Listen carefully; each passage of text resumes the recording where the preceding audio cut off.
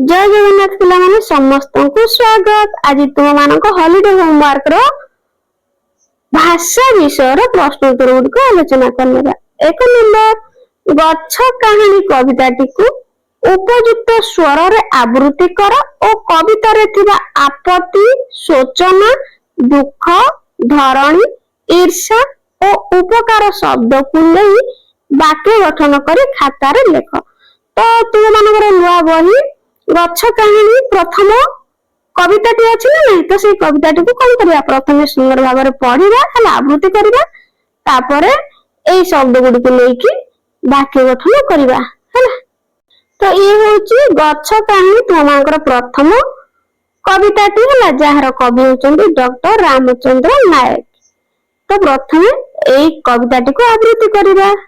नरम गलारे गछटी कही सुणरे पौणी भाई, फल खाइबाकु बळाइछ मन आपत्ति मोर नहीं, टाणी नेउअछ डालकु मोर सोचना न करी तिले, जाली पारिबनि पराण मोर दुखरे किपरि जळे, क्षीर नुहे तलतक धारे नहीं झरई मोर, पराण वेदना देउछि बखाणी बारेक श्रवण कर, जन्म कालरु केते दुख सही न मानि बरसा झड़ी, खरा काकरे डाल पतर को रखिछि जतन भिड़ी, आज सीना तुमे ईर्षा करुच देखी फल माल माल, जानी पारिबनी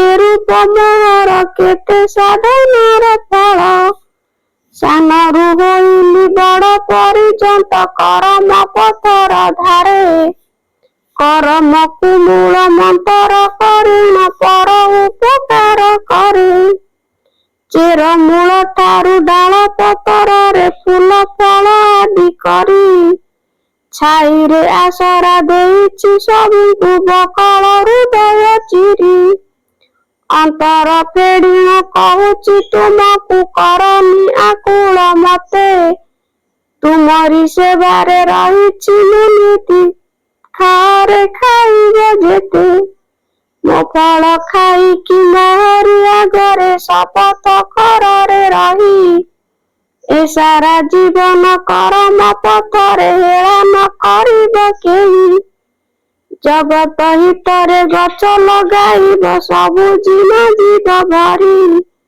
धरणी हसिले आम परिवेश हेब नाही हतसिरी।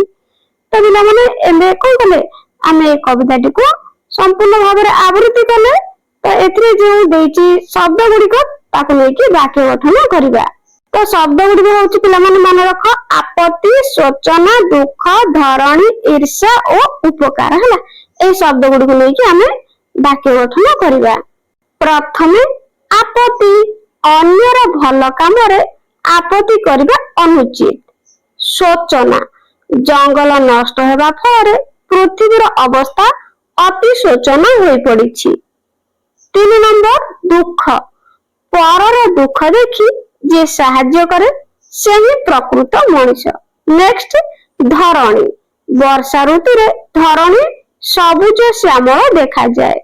ईर्षा, आमे केबे हेले काहा प्रति मनरे ईर्षा भाव रखिबा उचित नुहे।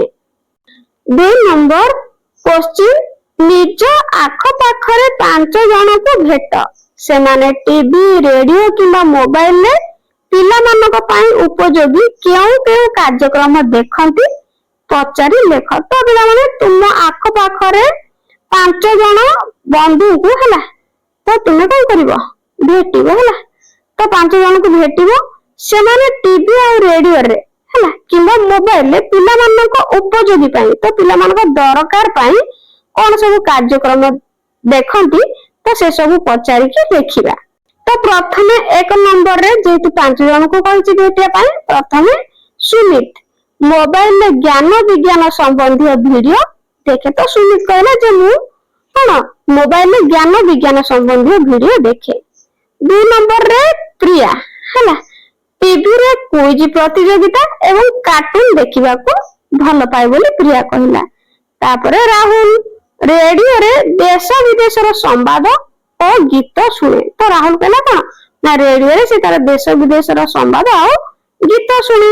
ତାପରେ ସ୍ୱପ୍ନା 4 ନମ୍ବରରେ କହିଲା ମୋବାଇଲରେ ଓଡିଶୀ ନୃତ୍ୟ ଓ ଚିତ୍ରକଳା ଶିକ୍ଷା କାର୍ଯ୍ୟକ୍ରମ ଦେଖେ। ସବା ଶେଷରେ 5 ନମ୍ବରରେ ଅଙ୍କିତ କଣ କହିଲା ନା ଟିଭିରେ ଡିସ୍କଭରୀ ଚ୍ୟାନେଲରୁ ପଶୁ ପକ୍ଷୀଙ୍କ ବିଷୟରେ ଜାଣିବାକୁ ଭଲ ପାଏ। ତ ଏଇଭଳି ତୁମମାନେ 5 ଜଣଙ୍କର ଲେଖିଦବ ହେଲା। 3 ନମ୍ବର ଖବର କାଗଜ, ଗପ ବହି, ଶିଶୁ ପତ୍ରିକାରୁ ଭଲ ଲାଗୁଥିବା ପ୍ରସଙ୍ଗଟିକୁ ଖାତାରେ ଲେଖ। ତ ଖବର କାଗଜ ହେଉ କିମ୍ବା ଗପ ବହି ହେଉ କିମ୍ବା ଶିଶୁ ପତ୍ରିକା ହେଲା, ତ ଏଥିମଧ୍ୟରୁ ଯେକୌଣସି ଗୋଟେ ପ୍ରସଙ୍ଗ ଭଲ ଲାଗୁଛି ତ ସେଇଟାକୁ ଲେଖିବା। ତ ପିଲାମାନେ ମୁଁ ଏଇଠି ତୁମମାନଙ୍କ ପାଇଁ ଖବର କାଗଜ ପ୍ରସଙ୍ଗ ଲେଖିଦେଇଛି ହେଲା। ଖବର କାଗଜରୁ ଯାହାର ପ୍ରସଙ୍ଗ ହଉଛି ପରିବେଶ ସୁରକ୍ଷା ପାଇଁ ବୃକ୍ଷରୋପଣ ଜରୁରୀ। ତ ବହୁତ ଭଲ ପ୍ରସଙ୍ଗଟି, ତେଣୁ ଏଇଟା ତୁମମାନେ ଲେଖିଦବ। ଭୁବନେଶ୍ୱର ଆଜିକାଲି ଦୁନିଆରେ ପ୍ରଦୂଷଣର ମାତ୍ରା ଦିନକୁ ଦିନ ବଢିବାରେ ଲାଗିଛି। ଯେଉଁ ହାରରେ ଗଛ କଟା ଯାଉଛି ସେହି ହାରରେ ଗଛ ଲଗାଯାଉ ନାହିଁ। ଫଳରେ ପୃଥିବୀର ତାପମାତ୍ରା ବୃଦ୍ଧି ପାଉଛି ଏବଂ ଅଦିନିଆ ବର୍ଷା ବା ବାତ୍ୟା ଭଳି ପ୍ରାକୃତିକ ବିପର୍ଯ୍ୟୟ ଦେଖା ଦେଉଛି। ନିକଟରେ ଅନୁଷ୍ଠିତ ଏକ ପରିବେଶ ସଚେତନତା ସଭାରେ ବିଶେଷଜ୍ଞ ମାନେ ମତ ଦେଇଛନ୍ତି ଯେ ଯଦି ଆମେ ବର୍ତ୍ତମାନ ଠାରୁ ସତର୍କ ନ ହେବା ତେବେ ଭବିଷ୍ୟତ ବହୁତ କଷ୍ଟକର ହୋଇପଡିବ। ଛାତ୍ରଛାତ୍ରୀ ମାନେ ନିଜ ନିଜ ଜନ୍ମଦିନରେ ଅତି କମରେ ଗୋଟିଏ ଗଛ ଲଗାଇବାକୁ ଏଠାରେ ଶପଥ ନେଇଥିଲେ। ଗଛ କେବଳ ଆମକୁ ଅମ୍ଳଜାନ ଦିଏ ନାହିଁ, ବରଂ ଜୀବଜଗତକୁ ବଞ୍ଚାଇ ରଖିବା ପାଇଁ ଖାଦ୍ୟ ଓ ଆଶ୍ରୟ ମଧ୍ୟ ଯୋଗାଇଥାଏ। ତ ଏଇଭଳି ତୁମମାନେ କଣ କରିବ, ଗୋଟେ ପ୍ରସଙ୍ଗ ଲେଖିଦବ ହେଲା। 4 ନମ୍ବର ଭଲ ଲାଗୁଥିବା ଅନୁଚ୍ଛେଦ, ଛୋଟ ଗଳ୍ପ, କବିତାରୁ 5ଟି ଲେଖାଏ ପ୍ରଶ୍ନ ପ୍ରସ୍ତୁତ କର। ତ ପିଲାମାନେ ପ୍ରଥମେ କଣ କରିବା, ଗୋଟେ ଅନୁଚ୍ଛେଦ ଲେଖିବା, ଆଉ ଗୋଟେ ଗଳ୍ପ ଲେଖିବା, ଆଉ ଗୋଟେ କଣ କରିବା ନା କବିତା ଲେଖିବା ହେଲା। ତ ସେଇ 3ଟାରୁ 5ଟି ଲେଖାଏ ପ୍ରଶ୍ନ ପୁଣି ପ୍ରସ୍ତୁତ କରିକି ତଳେ ଲେଖିବା। ବୁଝିପାରିଲ? ତେବେ ଏହାର ଉତ୍ତର କରିବା। ତ ପ୍ରଥମେ ଦେଇଛି କଣ ଅନୁଚ୍ଛେଦ ଲେଖିବା ହେଲା। ଅନୁଚ୍ଛେଦ, ତାପରେ ଛୋଟ ଗଳ୍ପ, ତାପରେ କବିତା। ତ ଦେଖ ଏଇଠି ଅନୁଚ୍ଛେଦଟିଏ ଲେଖିଛି ଯାହାର ବିଷୟବସ୍ତୁ ବା ଟପିକ ହେଉଛି ଶୃଙ୍ଖଳିତ ଜୀବନ ହେଲା। ତୁମମାନେ ଏଇଭଳି ଲେଖିବ। ଜୀବନରେ ସଫଳତା ପାଇବା ପାଇଁ ଶୃଙ୍ଖଳା ଏକ ଅପରିହାର୍ଯ୍ୟ ଗୁଣ। ସମୟାନୁବର୍ତ୍ତିତା ଓ ନିୟମିତ ଅଭ୍ୟାସ ଦ୍ୱାରା ଜଣେ ବ୍ୟକ୍ତି ନିଜର ଲକ୍ଷ୍ୟ ସ୍ଥଳରେ ପହଞ୍ଚି ପାରେ। ସୂର୍ଯ୍ୟ ଠିକ ସମୟରେ ଉଦୟ ହୁଅନ୍ତି ଏବଂ ପ୍ରକୃତି ନିଜର ନିୟମ ଅନୁସାରେ ଚାଲେ। ସେହିପରି ଛାତ୍ର ଜୀବନରୁ ଶୃଙ୍ଖଳା ଶିକ୍ଷା କଲେ ତାହା ଭବିଷ୍ୟତ ଗଢିବାରେ ସାହାଯ୍ୟ କରେ।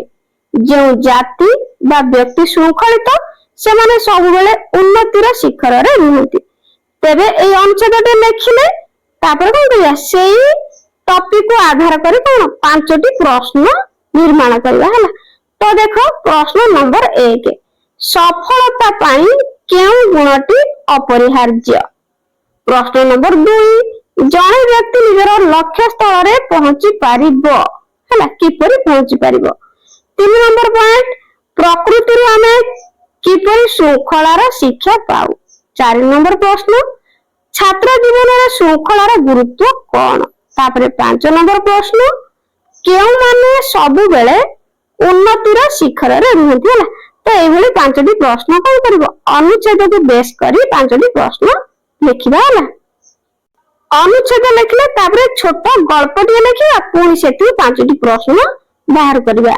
ତ ଦେଖ ପିଲାମାନେ ମୁଁ ଏଠି ଛୋଟ ଗଳ୍ପଟିଏ ନେଇଛି ଯାହାର ନାମ ହେଉଛି ମୂଷା ଓ ସିଂହ ହେଲା। ଦିନେ ଏକ ସିଂହ ଗଭୀର ନିଦ୍ରାରେ ଶୋଇଥିବା ବେଳେ ଏକ ଛୋଟ ମୂଷା ତା ଶରୀର ଉପରେ ଖେଳିବାକୁ ଲାଗିଲା। ସିଂହର ନିଦ ଭାଙ୍ଗିଗଲା ଏବଂ ସେ ରାଗି ଯାଇ ମୂଷାକୁ ମାରିଦେବାକୁ ଚାହିଁଲା। ମୂଷାଟି ଭୟରେ କହିଲା, ମହାରାଜ ମୋତେ କ୍ଷମା କରିଦିଅନ୍ତୁ, ଦିନେ ମୁଁ ହୁଏତ ଆପଣଙ୍କ କାମରେ ଆସିପାରେ। ସିଂହ ଏହା ଶୁଣି କହିଲା ଓ ତାକୁ ଛାଡିଦେଲା। କିଛି ଦିନ ପରେ ସିଂହଟି ଜଣେ ଶିକାରୀର ଜାଲରେ ପଡିଗଲା। ସେହି ସମୟରେ ମୂଷାଟି ସେଠାରେ ପହଞ୍ଚି ତାର ଧାରୁଆ ଦାନ୍ତରେ ଜାଲକୁ କାଟି ସିଂହକୁ ମୁକ୍ତ କଲା ହେଲା। ତ ଏଇଟା ଗୋଟେ କଣ ଛୋଟ ଗଳ୍ପଟିଏ। ଏଥିରେ ପୁଣି 5ଟି ପ୍ରଶ୍ନ ଆମେ କଣ କରିବା बाहर करवा। तो देखो प्रश्न नंबर 1 सिंह काहे रागिगला। 2 मूषाटी प्राण विकल रे सिंह को कौन कहला। 3 नंबर प्रश्न मूषार कथा सुनी सिंह कौन कला। 4 नंबर प्रश्न सिंहटी किपरि विपद रे पड़िला। 5 नंबर प्रश्न मूषाटी सिंह को किपरि रक्षा कला। आमे अनुच्छेद लिखिले गल्प लिखिले हला। तो पुणी आ गोटे कौन करिया कविता लिखिया पुणी कवितार 5टी प्रश्न निर्माण करिया।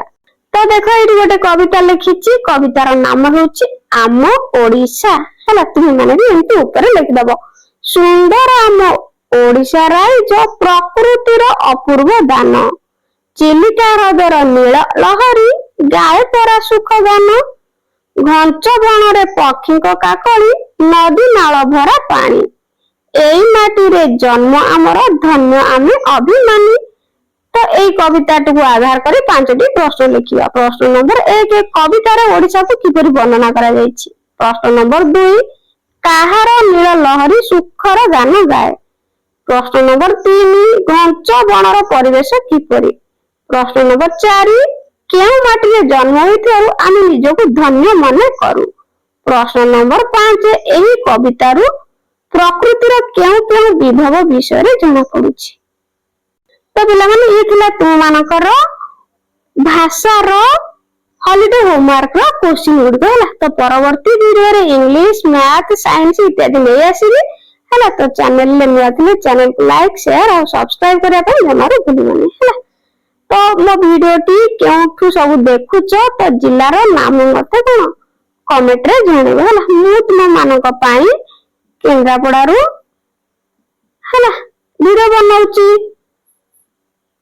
तो तुम ना कोन गोष्ठी सब देखुछ मो वीडियो को तुम कमेंट रे जणेबे होला। आज पय रहउची थैंक यू।